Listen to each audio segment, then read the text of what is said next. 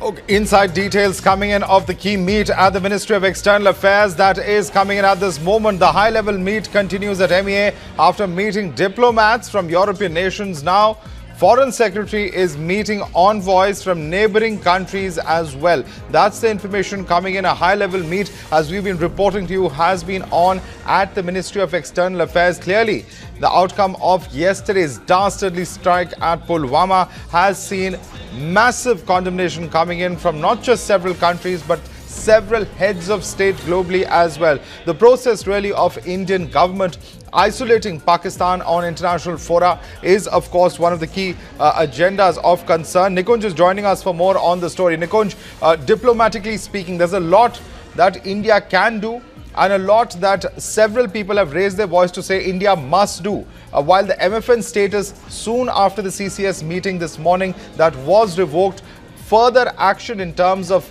downgrading the diplomatic ties, isolating Pakistan on international community in the International Committee of Nations, all of that could clearly be on the cards as well.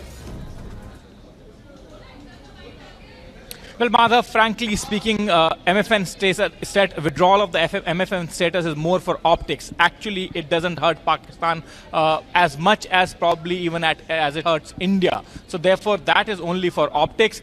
But yes, one thing has to be said today, and that is that the kind of tempo that the UPA2 built after Mumbai 26/11, much of it was lost by this government by not following it as vigorously on the international multilateral platforms as it should have. Even after multiple terror strikes on our own security forces camps in the forward areas, the government did not take it up as vigorously as it should have, and that tempo was allowed to actually extinguish itself. But nonetheless, as we speak, as my cameraman Mohan can show you, in the Ministry of External Affairs, large number of ambassadors, high commissioners lined up at this point of time. Our Foreign Secretary Vijay Gokhale meeting each one of them. He has already had one round of meetings. Second round of meeting is on. This most likely is with the members of the SAARC nations. And at this point of time, even if government is again trying to build up that kind of tempo that was built by UPA2 post Mumbai 26/11, it will take some time. Nonetheless, a beginning is always better than doing nothing. Pakistan must be ensured that almost on all international multilateral platforms, Pakistan must be isolated, and that should not be the end of it. Pakistan's principal backers like Saudi Arabia and China must also be forced to either ensure that Pakistan behaves or at least drills sense in the heads of the Pakistani military, not the civilian government, Pakistani military, that this continuous running sponsorship of civil insurgency in Jammu and Kashmir is certainly going to have some very severe repercussions if Pakistan does not mend its ways. That is the message that must be conveyed diplomatically first, and that's where the government of India will have to work extremely hard to succeed. It's not that India does not have international leveraging cards. We have huge leverage vis-a-vis China, vis-a-vis Saudi Arabia, and vis-a-vis multiple other countries who can actually bring effective pressure on Pakistan. Just that we have to work on those leverages in a concerted manner, which unfortunately in the last 3 years this government has failed to do. All right, Nikunj, I'd like to thank you for joining us. And in fact, request you to stay on with us. We have, moving on to the story that we're tracking at this hour. 40 sons of our soil lost their lives in a dastardly attack in Pulwama. 40 families have been plunged into an abyss of grief. And all this because authorities sat on intelligence inputs, which specifically warned of a similar attack. Today, Home Minister Rajnath Singh has turned pallbearer for our martyrs, but tokenism and optics will not do. India now demands answers. और मैं यकीन दिलाना चाहता हूं कि भारत सरकार और साथ ही साथ जम्मू कश्मीर की सरकार भी यह पूरी तरह से शहीद जवानों के परिवारों के साथ खड़ी है। और सभी राज्य सरकारों से भी मैंने यह अनुरोध किया है कि जो भी शहीद परिवारों की अधिकतम वह मदद कर सकते हों, वह परिवारों की अधिकतम मदद करें। श्रद्धांजलि देने के बाद आज अधिकारियों के साथ भी एक हमारी बैठक हुई है, जिसमें आज राज्यपाल महोदय थे, होम सेक्रेटरी थे, chief secretary Jammu Kashmir, DGP Jammu Kashmir और आर्मी कमांडर और डीजी सीआरपीएफ और कुछ सीनियर ऑफिसर्स उसमें मौजूद थे। जो भी आवश्यक निर्देश देने चाहिए वो आवश्यक निर्देश सारे अधिकारियों को दिया है। और मैं बता देना चाहता हूं कि हमारे सुरक्षा के बलों का हौसला पूरी तरह से बुलंद है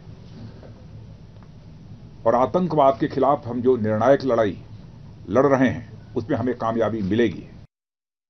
कुछ ऐसे एलिमेंट्स हैं जो सीमा पार की जो आतंकवादी ताकतें हैं, आतंकवादी संगठन हैं अथवा आईएसआई, इनके साथ उनकी मिलीभगत है और आतंकवाद की गहरी साजिश में ऐसे सारे लोग भी कुछ शामिल हैं। और मैं कहना चाहता हूं, ऐसे लोग जम्मू कश्मीर की जनता के भविष्य के साथ वो खिलवाड़ तो कर ही रहे हैं और खास तौर से हमारे जम्मू कश्मीर के नौजवानों के भविष्य के साथ भी वो खिलवाड़ कर रहे हैं। All right, let me go right back to Nikunj Garga, Senior Editor, Internal Security. Nikunj, the question ultimately is this, that it's all very well for the government to pin the blame on others, but at the end of the day, when the standard operating procedures of the CRPF itself have been violated on so many counts, the question ultimately lies with the government. And the answers that are being sought for are primarily the government which has to answer. Well, absolutely. The Minister of Home must answer. The Ministry of Home must answer. The Home Minister cannot hide behind making commentary like the necessary instructions have been given to the officials of the Ministry of Home Affairs, etc., and that will not be shared. People wish to know. The people of this country wish to know. Not only those 40 families who have lost their near and dear ones as we speak, the numbers can certainly increase. But the entire nation today wishes to know as to what has the Minister of Home Affairs, who has so pompously been promising in the past that by 2018 entire borders of this nation would be sealed, as if it is Lodi Road that would be sealed for traffic and movement.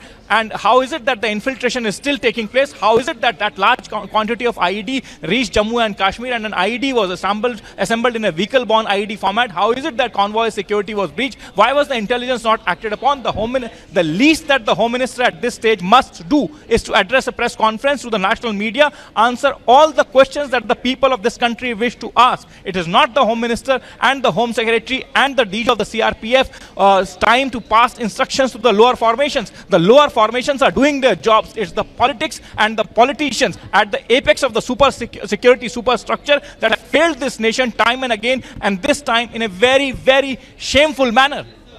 Well, absolutely, Nikunj. Stay with us. Request you to stay on with us. I want to bring in our guest now as well. Tuhin Sinha, leader of the BJP, joins us. We also have with us Brigadier Mahalingam joining us. He's a defense analyst. PL Vishweshwara, professor of the Osmania University, is with us. Ashutosh Mishra, senior journalist, is also with us. I want to begin with you, Tuhin.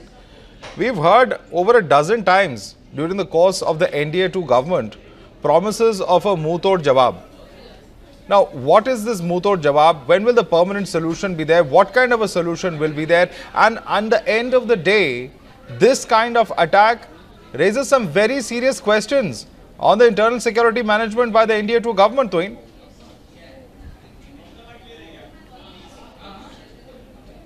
First of all, Madhav, let us be honest over here. There has been a lapse insofar as the intelligence gathering is concerned or the response mechanism is concerned, and the officials responsible for this lapse will be not intelligence gathering, sir. The response to that intelligence that was gathered. When you talk about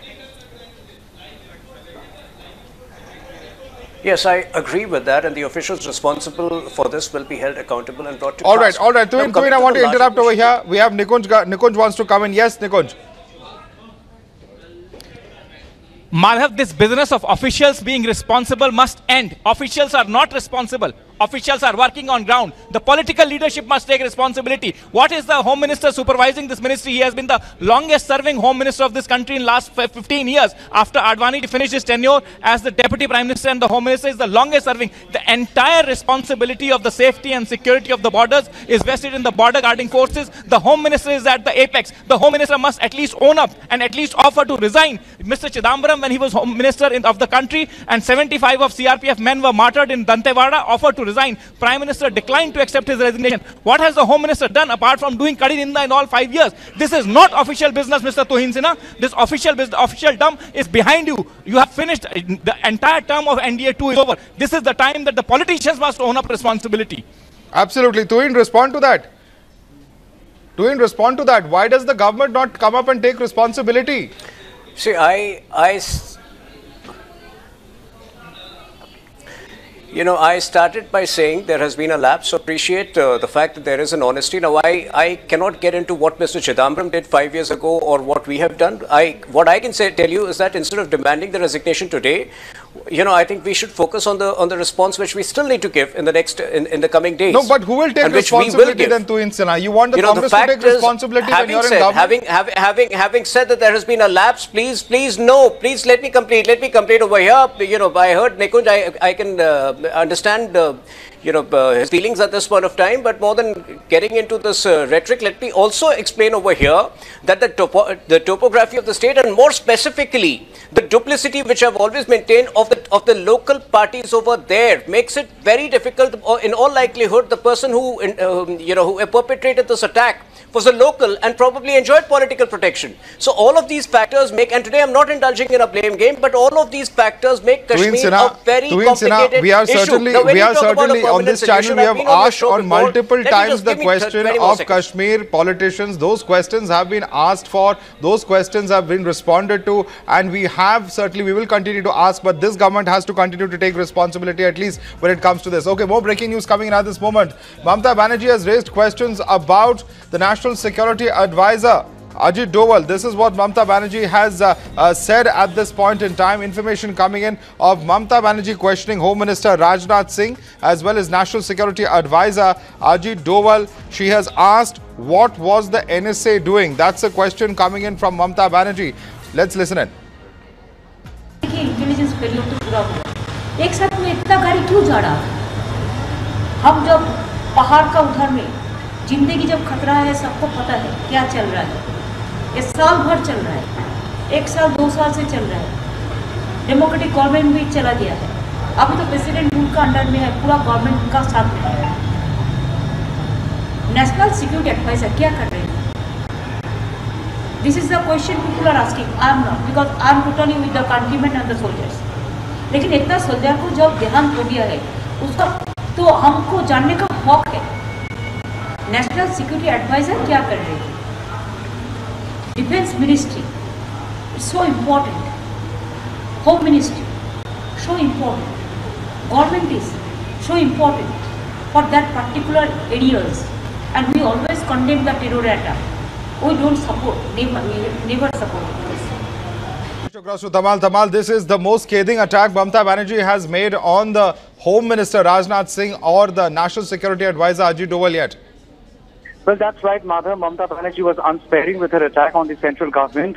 Even though she says that she is with the nation, she is with the government, but then she has questioned if this was an intelligence failure, and that is the question essentially she is asking on behalf of the nation, saying if National Security Advisor should also take responsibility if the Defence Minister has failed doing its part, or MHA has failed doing its part. So yes, she has asked a couple of questions before the central government. At the same time, she has demanded 72 hours of mourning period. Towards the end of the soundbite, she also said, why should nation only mourn the loss of... All right, Tamal, we'll have to leave it there for the moment. This is all the time we have for right now. We're going to slip into a very quick break and continue reporting on the story. We will continue with our discussions as well as to whether it's high time that this government took responsibility for this kind of a dastardly terror strike that has taken place. Stay tuned. And there's breaking news coming in at this moment. US has backed India. In fact, United States' National Security Advisor John Bolton has called India's NSA. Ajit Doval has said that perpetrators and backers be held responsible for this dastardly terror attack. Very clearly, of course, it is the United States National Security Advisor who's now called the Indian National Security Advisor to not just express solidarity but also assure support to India in cracking down on all those responsible and for perpetrating as well as backing this dastardly terror strike. Srinjoy joins us for more on the story. Srinjoy, it's very significant now that it is the NSA of USA who has called the NSA of India. Yes, absolutely, Madhav. The important point is that the entire international community is coming right behind India and standing in line, in the sense that if you look at what is happening, just now, the Foreign Secretary Vijay Gokhale has finished chatting with all the neighboring countries' ambassadors. Before that, there were about 20 European and other Western countries, mostly European, also Canada and several others who were present. And the points that were made were entirely considered reasonable by all countries.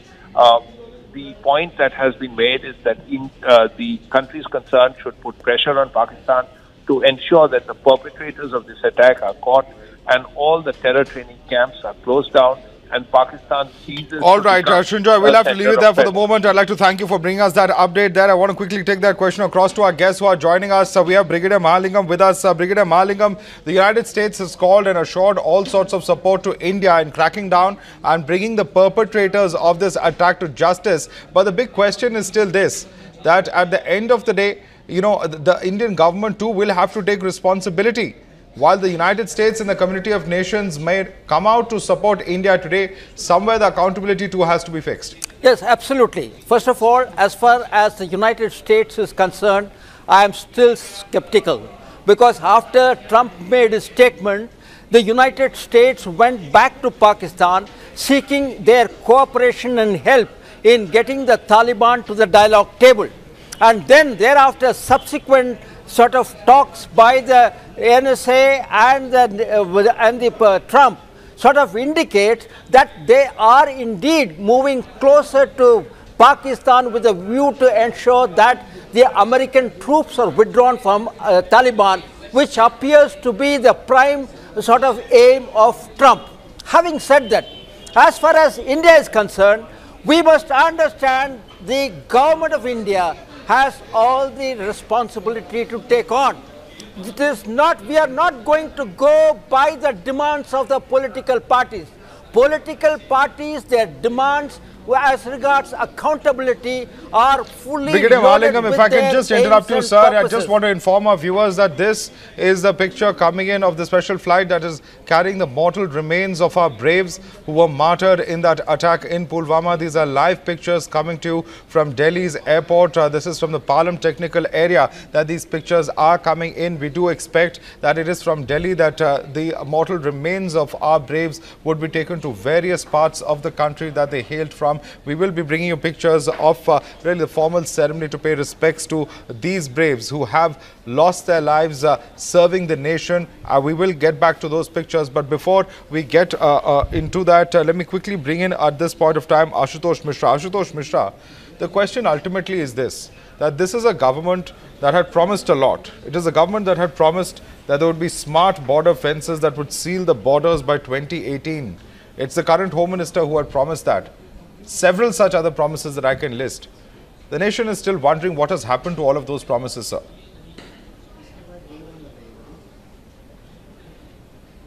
Ashutosh Mishra. To add to that, Madhav, I would say that let's not...